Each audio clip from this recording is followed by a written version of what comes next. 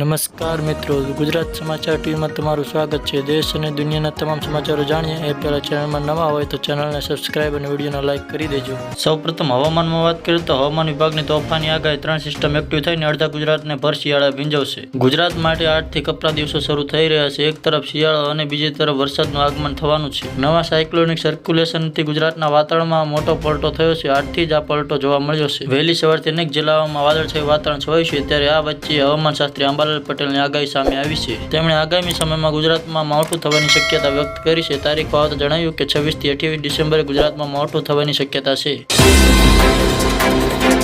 તો ફટાફટ સમાચારમાં આગળ વાત કરીએ તો સરકારે રાશન કાર્ડમાં કર્યો મોટો ફેરફાર। મોબાઈલ એપથી મળશે સસ્તા દરે અનાજ। ભારતમાં ખાદ્ય વિભાગ દ્વારા રાષ્ટ્રીય ખાદ્ય સુરક્ષા અધિનિયમ હેઠળ સસ્તા દરે અનાજ આપવા રાશન કાર્ડ આપવામાં આવે છે। હાલમાં જ આ રાશન કાર્ડમાં ઈ-કેવાયસીની પ્રક્રિયા ચાલી રહી છે। જો કે સરકારે હવે રાશન કાર્ડ સેવાને ડિજિટલ બનાવી છે। હવે તમારે રાશન કાર્ડની નકલો સાચવવાની અને દરેક જગ્યાએ લઈ જવાની જરૂર પડશે નહીં। માટે સરકારે માય રાશન 2.0 લોન્ચ કરી છે, જેમાં રાશન કાર્ડ ઉમેરી તમે કાર્ડ સંબંધિત સેવાનો લાભ મેળવી શકો છો। રાશનની દુકાનો પર અનાજ ખરીદતી વખતે ફિઝિકલ રાશન કાર્ડ ન હોય તો તમે આ એપની મદદથી અનાજ મેળવી શકો છો।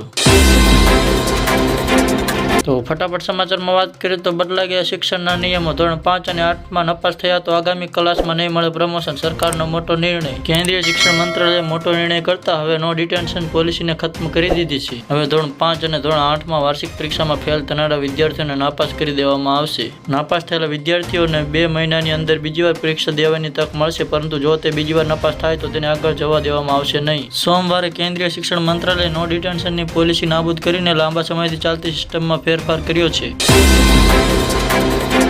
તો ફટાફટ સમાચારમાં આગળ વાત કરીએ તો મોરબીમાં લૂંટેરી દુલ્હન યુવાનને 1 લાખનો ચૂનો ચોપડી થઈ ફરાર। લગ્ન કરનાર યુવાન સાથે લગ્નના નાટક કરીને રૂપિયા પડાવી લીધી ટોળકી સક્રિય બની છે। ત્યારે આવો એક બનાવ હળવદ તાલુકાના ચરાડવા ગામે બન્યો છે, જેમાં ગામના યુવાનના જેઠના બહેનના પુત્ર મારફતે ઓળખાણ થયા બાદ રાજકોટની માસી અને લૂંટેરી દુલ્હનને યુવાન પાસેથી રૂપિયા 1 લાખ લઈ લગ્ન કર્યા બાદમાં એક દિવસમાં લૂંટેરી દુલ્હન રફુચક્કર થઈ જતા ઘટના અંગે ટંકારા પોલીસ સ્ટેશનમાં ફરિયાદ નોંધાઈ છે।